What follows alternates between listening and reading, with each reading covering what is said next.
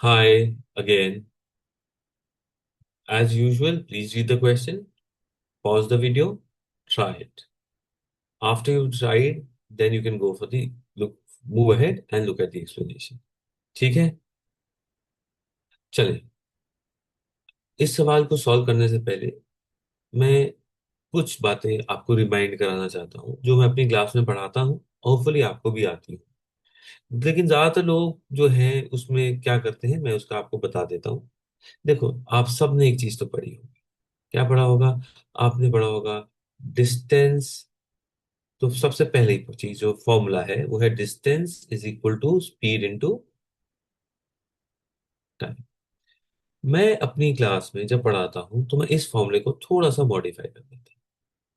कैसे मॉडिफाई कर देता हूँ बताता हूँ, उसका एग्जांपल भी बाद में बताऊँ कैसे मॉडिफाई करता हूँ। मैं कहता हूँ distance relative is equal to speed relative into time. और जो टाइम है वो हमेशा सेम ही रहे, मतलब उसको रिलेटिव की जरूरत नहीं है, वो एब्सोल्यूट होता है, कहीं से भी किसी भी तरह से मेजर करे। अभी रिलेटिव का क्या मतलब है, मैं इसको थोड़ा समझाने की कोशिश करता हूँ एक एग्जाम्पल लेके। ठीक है? एग्जाम्पल ये है कि अगर मैंने एक पॉइंट से दो लोग चले, एक आदमी पैदल चला, ठीक है, और उसको एक वैल्यू दे देते, लेट अस से he was walking at a speed of 6 kilometre per our. ठीक है? एट द सेम टाइम उसी समय एक आदमी साइकिल पे चला। ठीक है? और जो साइकिल पे चला आदमी, उसकी स्पीड कर दी हमने इसके साथ 10 kilometre per our, let us से। और ये लोग चले, लेट से इस स्पीड से ये लोग चले फॉर 3 आवर्स, लेट अस से। ठीक है? तो अगर जो ये जो स्पीड्स दी हुई हैं, ये स्पीड्स जो दी हुई हैं, ये स्पीड्स दी हुई हैं with respect to a stationary observer, मतलब विद रिस्पेक्ट टू समवन, ये जमीन के हिसाब से स्पीड दी हुई है। तो मतलब अगर यहाँ पर मैंने इस पॉइंट पे एक कोई स्टेशनरी एक आदमी सो रहा है, उसके हिसाब से ये 6 किलोमीटर पर आवर पे चल रहे हैं, और ये 10, मतलब जमीन के हिसाब से ये 10 किलोमीटर पर आवर चल रहे हैं।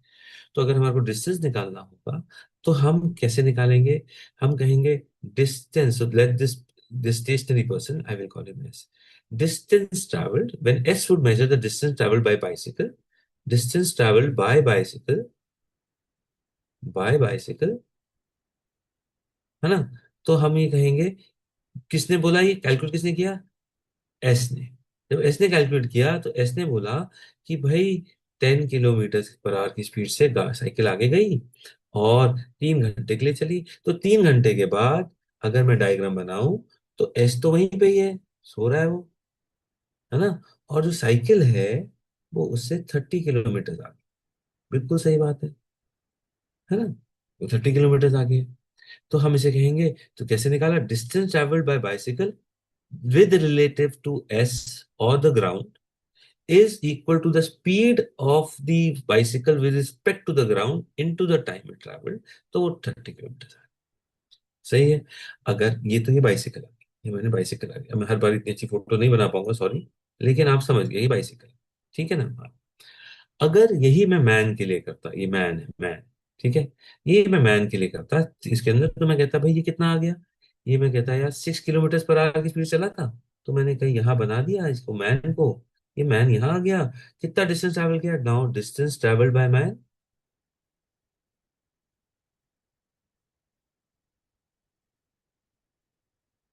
Distance travelled by man is how much with respect to S. तो हम स्पीड कहेंगे भाई स्पीड इसकी 6 किलोमीटर पर आवर थी विद रिस्पेक्ट टू एस, तो ये डिस्टेंस है। तो हम लोग क्या करते हैं, कई बार इस डिस्टेंस को ट्रैवल करने के लिए पहले ये निकालते हैं और फिर हम कहते हैं कि इनके बीच में गैप कितना हो, और क्यों हम ये गैप हम अब कैलकुलेट कर सकते हैं।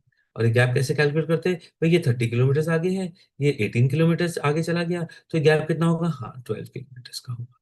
और हमने ये गैप ऐसे कैलकुलेट किया। लेकिन अगर हम इस वाले फंडामेंटल को समझ गए कि ये फॉर्मूला तो ये है, तो हम ये कह सकते थे कि विद रिस्पेक्ट टू मैन, अब मैन के हिसाब से देखेंगे स्पीड ऑफ बाइसिकल कितनी है,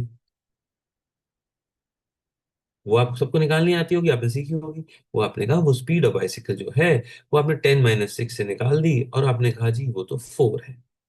तो distance travelled by bicycle,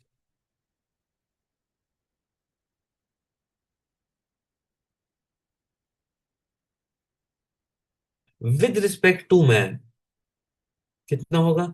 speed of bicycle with respect to man which is 4 kilometre per hour, है ना, into the time which is same 3 which is 12। तो ये डायरेक्टली 12 यहां से आता है। हम इसको फॉर्मूले से भी करते हैं कि 10 - 6 करके इंटू 4 करके वैसे निकाल लो। तो basically distance travel by bicycle respect to man is equal to 12 kilometre आ गया। आ गया। अब जब हमारे को नॉर्मली डिस्टेंस निकालने को बोला गया होता है ना, वो हमेशा विद रिस्पेक्ट टू ग्राउंड दिया होता है। तो आपको ये देखना पड़ेगा कि जो भी स्पीड आप, अगर ये विद रिस्पेक्ट टू ग्राउंड निकालना है आपने, तो आपकी स्पीड भी विद रिस्पेक्ट टू ग्राउंड। तो ये एक है। तो मेरे हिसाब से जब आप इस फॉर्मूले को याद करें तो उसके जगह ये वाला फॉर्मूला, और ये देखें कि आपको स्पीड्स क्या क्या दी हुई है। ये एक बहुत अच्छा कॉन्सेप्ट है to handle lot of questions. कैसे? अभी आपको जब हम इसको यूज करना चालू करेंगे तो आपको बहुत जगहों पे बहुत सारी चीजें पता लगेंगी। ठीक है। इसके अलावा दो चार कॉन्सेप्ट्स और होते हैं। Distance, concept of distance which is relative, then there is a concept of distance between 2 points और length which is same when seen from any point. So वो हम अभी इसके लिए रेलेवेंट नहीं है, तो उसको हम डिस्कस नहीं करेंगे। अभी आप इस बात को समझ गए। अगर आप इस बात को समझ गए तो क्या होगा? जब भी कोई क्वेश्चन सॉल्व करना होता है तो एक चीज मैं और लोगों को कहता हूँ बिफोर सॉल्विंग दिस क्वेश्चन, कि उसका दो तरीके, उसका आप डायग्राम बनाएं। तो अगर आप डायग्राम बना के रेगुलर कॉन्सेप्ट से करेंगे तो इस क्वेश्चन थोड़ा सा शायद आपको ज्यादा कैलकुलेट करना पड़ जाए। कैसे कैलकुलेट करना पड़ जाए ज्यादा, वो मैं आपको भी समझाने की कोशिश कर सकता हूँ। क्या कोशिश कर सकता हूँ? मैंने कहा देखिए, हम कहते हैं कि भाई T1 एक टाउन है, T2 एक टाउन है, उसका हम डायग्राम बना रहे हैं। उसके T2 टाउन में क्या हुआ? P गाड़ी चली। कितने बजे चली? 7 बजे, 7 AM पे। ठीक है। तो वो चली 10:30 तक, तो वो चलती गई आगे। तो एक पॉइंट पे पहुंच गई, यहाँ पे पहुंच गई। ठीक है। तो अब आपने कहा हाँ जी, ये तो 10:30 तक पहुंच गई यहाँ पे। तो ये पी आ गया एट 10:30। हमें नहीं पता क्या स्पीड थी। तो हमने कहा अब इसकी एज्यूम कर लेंगे speed, S P, speed of P.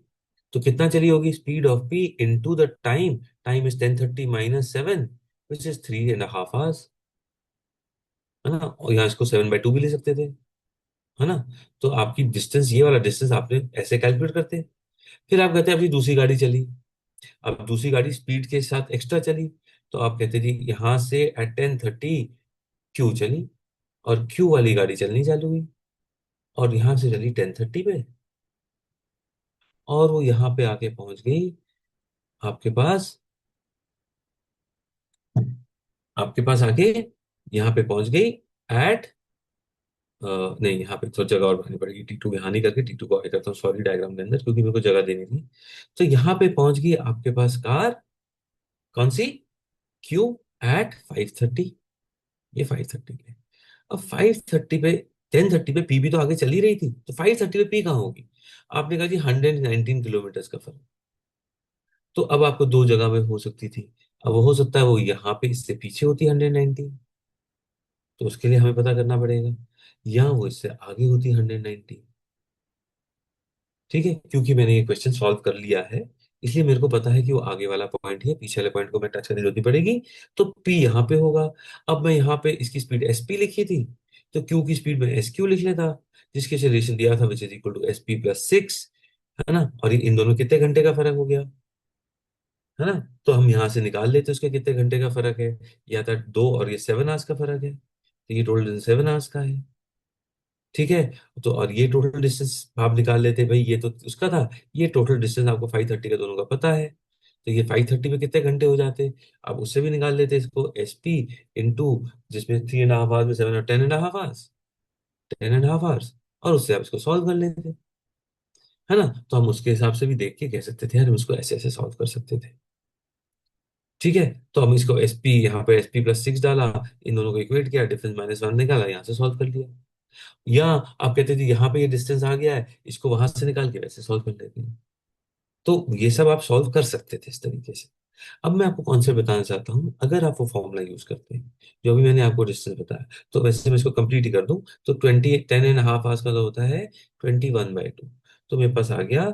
और क्योंकि SQ निकालना है तो SP को शिफ्ट करूंगा, तो मैं लिखूंगा SQ - 6 इंटू 21/2। ठीक है। -119 is equal to SQ into 7, और मैं यहाँ से एस क्यू के लिए सॉल्व कर सकता हूँ। और ये थोड़ा सा लंबा चौड़ा सा अप्रोच था, इस तरह से हम सॉल्व कर सकते हैं। अब इसी क्वेश्चन को आई होप आप इसको इक्वेशन से सॉल्व कर पाएंगे। ठीक है, मैं अज्यूम कर रहा हूँ, मैं नहीं सॉल्व कर रहा, आपसे अज्यूम कर रहा हूँ सॉल्व कर दे। आइए इसको दूसरे तरीके से देखते हैं। दूसरे तरीके से क्या देखते हैं? मैं कह रहा हूँ मुझे नहीं पता, मैं कह रहा हूँ मैं वो रिलेटिव वाला डिस्टेंस का फंडा यूज करूंगा। मैंने जब कहानी चालू हुई थी, एट 10:30 पे ही कहानी पकड़ूंगा मैंने। 10:30 पे कहानी पकड़ूंगा, 10:30 ये था T1। 10:30 पे क्या हुआ? 10:30 पे Q was here and P was somewhere here, this was the distance, this was the gap between them. ये गैप है इनके बीच का, हमें नहीं पता। फिर हमने कहा 5 बजे क्या हुआ? अब Q P से चल रहा है, आप ध्यान से देखेंगे तो हमारे को रिलेटिव स्पीड दी हुई है। क्यू की स्पीड ज्यादा है तो पी के हिसाब से क्यू 6 किलोमीटर पर आवर के हिसाब से चलना चाह रही है। 7 आवर्स तक चला। ठीक है, तो उसने ये जो गैप है, ये जो गैप है 42 किलोमीटर से कम कर दिया। कैसे? रिलेटिव गैप है ना, रिलेटिव डिस्टेंस का फॉर्मूला लगाया, is equal to speed relative into time. और रिलेटिव स्पीड हमने 6 निकाल दी है, 6, है ना। और टाइम फॉर ट्रैवल कितना था? ये 5, ये तो 7 बजे का था। And at 5 o'clock, at after 7 hours, वो जो गैप होगा वो थोड़ा कम हो जाएगा, तो इंटू 7 कर दूंगा। तो मैं कहूंगा जी 42 किलोमीटर से गैप कम कर दिया। मतलब पहले वो पीछे था, अब वो 42 किलोमीटर पास आ गया। अगर 40 किलोमीटर पास आ गया तो कम से वो कभी भी 190 किलोमीटर आगे तो हो नहीं सकता था, क्योंकि टोटल से 42 किलोमीटर का गैप कम किया है। तो क्या हुआ होगा? मतलब ये पता लग गया कि after 7 hours gap has become 119। gap has become 119 after 7 hours. So can you tell me what was the gap? What was the gap when the journey started? At 10:30? Yes, the gap at 10:30 was 119 plus the 42 kilometers, which was covered in 7 hours. So gap at 10:30 would come out to be 151 kilometers. देखिए कितना simple है। तो हमें पता लग गया कि इन 3.5 hours, which is 7/2 hours, में क्या हुआ? 7/2 hours में car P has travelled 151 kilometres. तो हमारे को पी की स्पीड मिल जाएगी, उसमें 6 ऐड कर देंगे तो क्यू की स्पीड मिल जाएगी। तो बहुत सिंपल है, 151 डिवाइडेड बाय 7/2 प्लस 6, इससे हमें स्पीड ऑफ क्यू निकल आई। तो रिलेटिवली आसान हो गया सब, सिर्फ अगर हम उसका कॉन्सेप्ट समझ जाएं।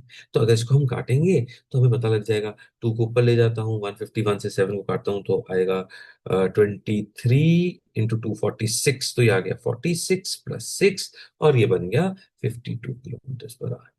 तो ये आसान से सॉल्व हो गया और इसका आंसर भी मिल गया। मैं उम्मीद करता हूँ आपको समझ में आ गया होगा और आपको कुछ सीखने को भी मिला होगा। नहीं, अगर आपको पहले से आता था तो एक कॉन्सेप्ट रिवाइज हो गया। ठीक है, चलो।